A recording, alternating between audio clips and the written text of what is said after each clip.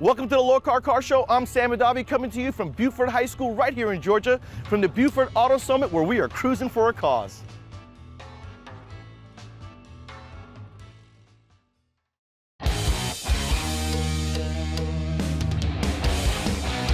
Welcome to the Lokar Car Show. This is gonna be one awesome car. And I said, it doesn't even run yet. And look at it now, it's amazing.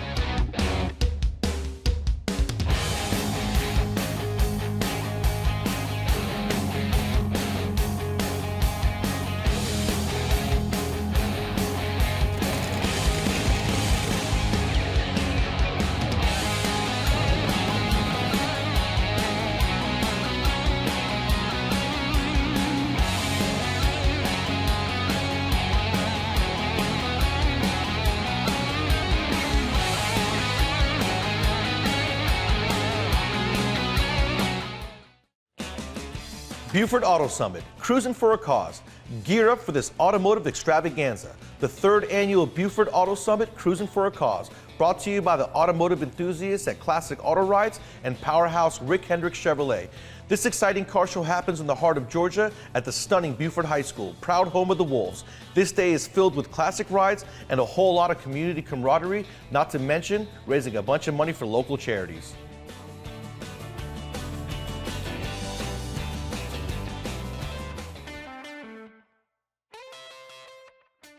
I'm here with Dennis and probably one of the most beautiful 56 Ford trucks. My favorite part of this whole truck, I'm looking at it and there's so many features, but that exhaust system really caught my eye. Talk about original and done so perfect, left to right. Tell me about the truck. This is a truck that I like and wanted to build, a 56. And me and a couple of my buddies joined together to build it. I done some of the work, they done some of the work, and like I said, it was a group effort. How long did it take you guys? We worked on it off and on for a couple of years. Man, that's so it's just, cool. It's a hobby for me. Yeah. But it is their work. They do it every day, but it's a hobby for me, and it took us a couple of years. Man, you guys did a fabulous job. There's so many features on this that are original, like the door panels. You look at the door panels, you want to roll the window down, you want to open the door, there are no handles. It's so clean and shaved. Where are all the controls? Yeah, they're up under the dash. Yeah? Yeah, and the guy, Paul Atkins, done the interior for me. Man, he does absolutely good work. Now, what kind of engine? I saw it's a Boss. What size Boss motor you have? It's a 520 cubic inch. It's a Cosy, John Cosy motor. And when you open the hood and you see everything so clean, that engine just stands out at you. It's done so nice. Yeah, it's nice. It runs real good. The exhaust you mentioned was a deal that I wanted to do. I wanted it to come out in the fender. Yeah, does it have a chassis under it as well? I built it. Really? Yeah, we built it. That is so cool, man. Talk about talent. You guys did a beautiful we done. job.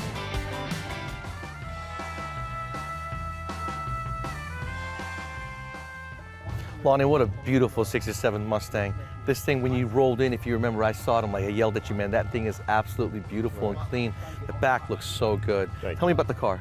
Well, it's a 1967 Mustang, all fully customized. I put a 351 Winster in it, struck to a 396, and it got a Ford 9-inch rear end, a C4 transmission, That and is all the custom right interior. stuff.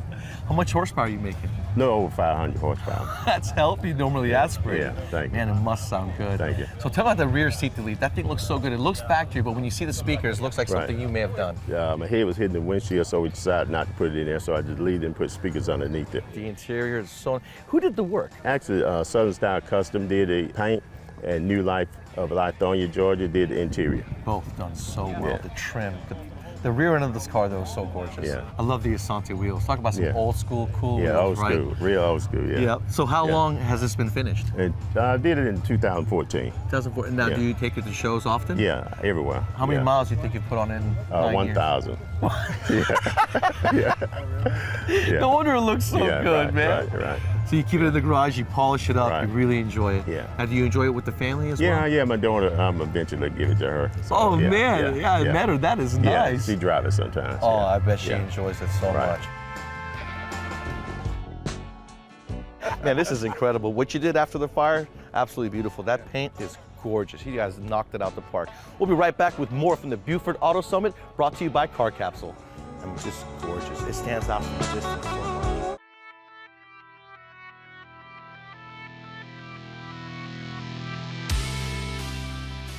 If you've seen Sam's garage, then you may recognize this car. This has a Tremec transmission in it. Anytime you do that in these old cars, you're probably gonna find that the shifter isn't exactly where you want it.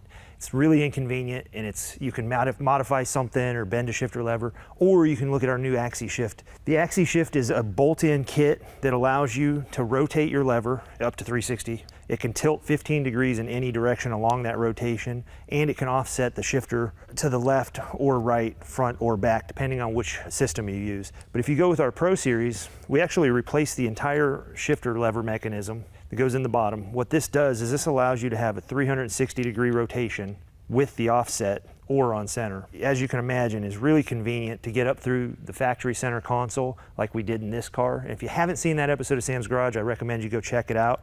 Check us out at lokar.com to find all the features and benefits of this product and where to buy them.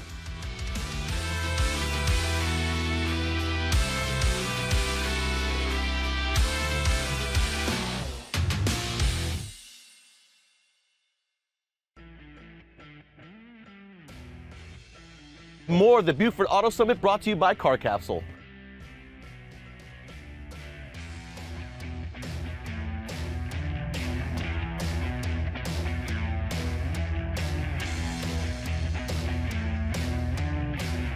I am here with Bill Miller. He is the owner of Miller Powder Coating. I've been using this guy for 24 years. Not only me, but every quality car out here has been using them for powder coating. He's got his beautiful, what year Volkswagen? 56. 56. Tell everyone about your Volkswagen. Well, it was a 56. It was basically an old junker when I got it. And my son and I built this thing over a 5-year period. It's absolutely beautiful. And Billy Jr., he did the metalwork you said on He this. did all the metal work on this. My son's just a genius with metalwork. Now tell me about some of the features on this car. All German cars at one time, especially back through the 50s and everything, had semaphores. They were popped out of the B-pillar. What year did they stop doing that, do you know? They stopped importing them over here around 59. And then after 59, they were all turn signal type cars. That is But, awesome. So why Volkswagen? Is there something behind the Volkswagen Bug? Was there something memorable that you loved? Oh, I had a couple of them back in the day. Yeah. And I always liked the things. And when I was younger, when I first got married, I had a Volkswagen, but I had a family. I had a German Shepherd, a Billy, and my wife and everything. And it was like living in a phone booth. So I always wanted a Volkswagen, but not with a whole family. Yeah, man, these things were hot in the 80s in California. They've been hot since they've come out, and they're getting back out there They're again. still back there, Yes, they are.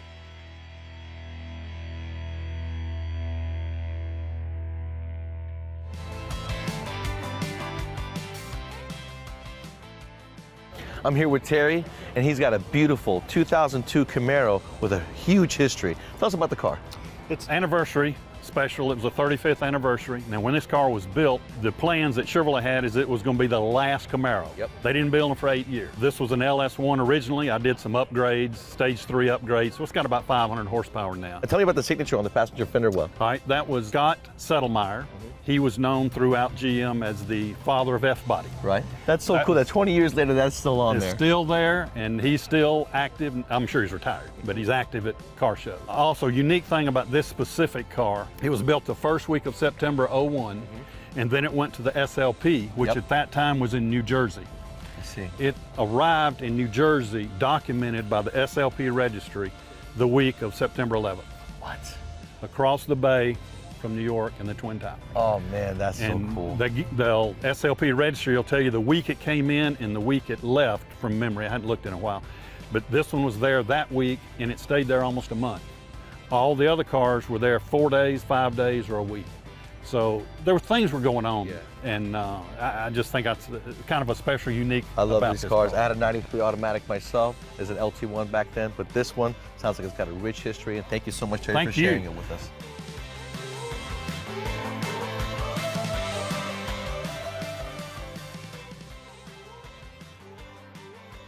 We'll be right back with more from the Buford Auto Summit, brought to you by Car Capsule. It's so funny.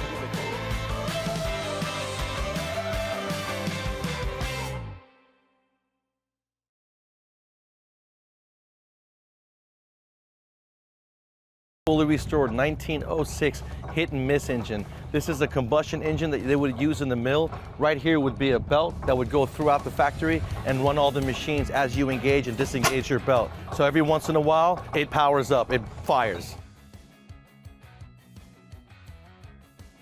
I'm here with Todd, and what a beautiful Cadillac. This is a 52, right? Yes. Series 62. Right. And you built this yourself. We did. Now tell everyone what you do first. Small collision shop.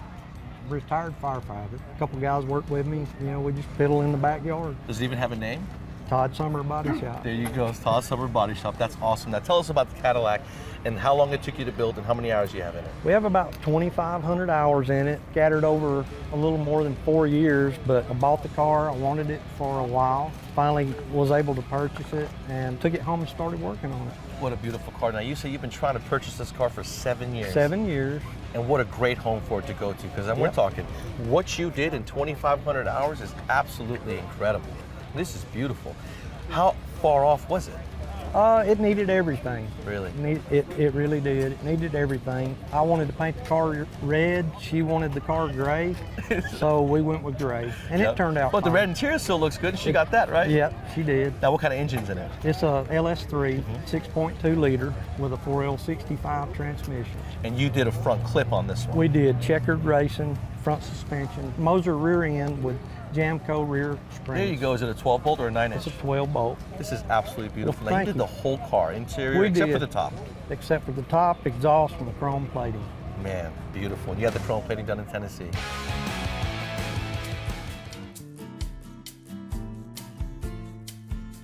I'm here with Jerry and his beautiful 57 Bel Air wagon. When did the Nomad come out? Nomads came out in 55. 55, okay. So what was the difference between the Bel Air wagon and the Nomad? Well, the Bel Air came out in 57, and just some additional features, more trim. What have you done to it? How long have you owned it?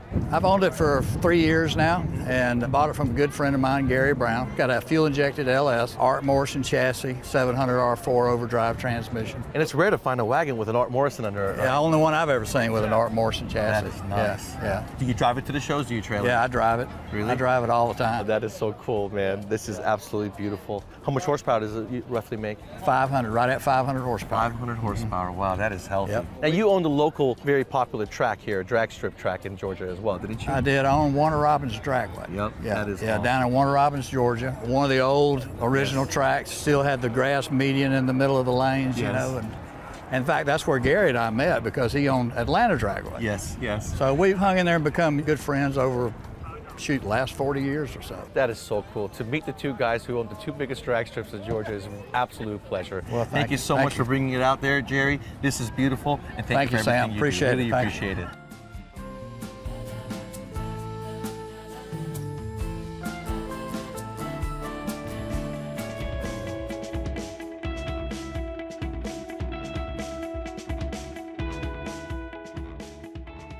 Here with Rocky with this beautiful, original, funny car dragster from back in the day. I'm gonna have him tell you all about it. First, tell everyone what makes a funny car. Well, back then, it was just something different. The funny car came into play because somebody saw something looked funny when we had alter wheelbase funny cars. Why would you guys alter the wheelbase? For more speed. There you go. So tell us about this car.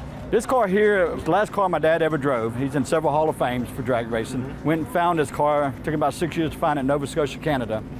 And my dad actually got to approve it before he passed away. Really? He got to see it. He got to sit in it and start it up before he ever passed away. Man, that's special. So it's one of the cool things for us, for him to see him do that. Wow. So is it just show car now? You don't race this? Don't race it anymore. It could race, but we don't race it anymore. When did you guys make the bodies come up on these cars? It was 68, I guess it was, when they first started bringing them up, early 68. Dad was one of the first dozen to have the ones, the flip-top Really? funny cars, they call them. That is so cool. And they were a big time in Atlanta. Don Nicholson, Phil Bonner, a lot of Hall of Famers also had the flip-top funny cars. It's so cool to bring it out here and show people, the youth especially, the history of these old cars, what makes them a funny car, what did you guys do to go fast, and that this was a living back in the day.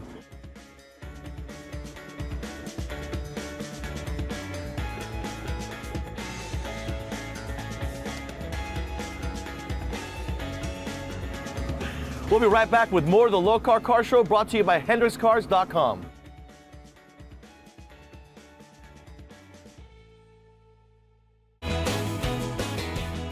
Welcome back to the Lokar Car Show.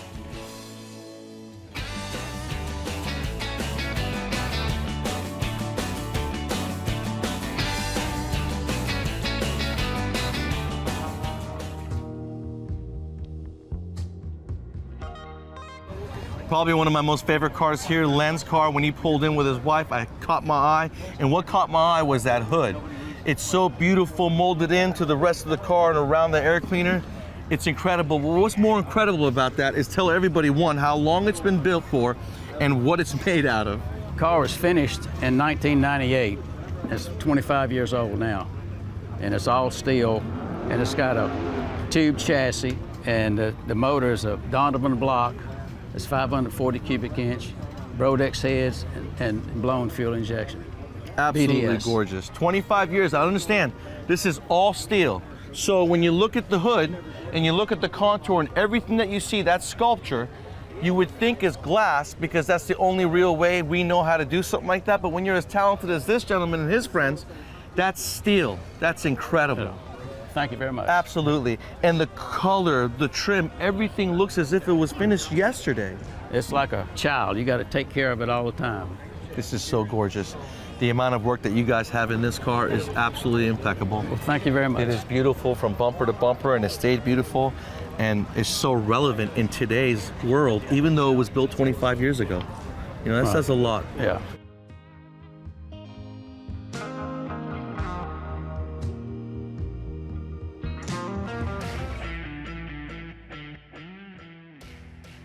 I'm here with a good friend of mine, Emmanuel. He came to Mondavi Motorsports in 1999. He's got this beautiful Porsche 944 doing something real special with it. I'm gonna have Emmanuel tell you all about it. Yeah, so this is a 1986 Porsche 944 Turbo. It's the first year. We're talking about a 4-cylinder with a turbo, but it has 50-50 weight distribution, transaxle, torque tube similar to the Corvette, super handling on the track. This car has been raced on several tracks by famous race car driver Rick Bye, and we're donating it to charity. We're basically doing a raffle, 350 tickets, your chance to win the real car, and all the proceeds are going to an orphanage we're working with overseas in the country of Moldova. And, you know, Sam, it's about giving back, and so this is something we can do. We've been giving out Hot Wheels to the kids all day here at the event, and so we're just giving the hobby to the children and the car to the parents. That's what it's about, man, giving back to the community, getting the youth involved, giving them Hot Wheels. I see the excitement on the kids' faces when you're giving up those Hot Wheels, and they're excited to become in the sport, and now we're showing the world how much car guys give back to the community. We're trying to help out, even, you know, with a little $35,000, it'll go a long way overseas, I'm telling you. So that's really cool. Having a great time with this. Tell them about the website, where they can Yeah, give. Porsche 944 store, so it's www.944store.com.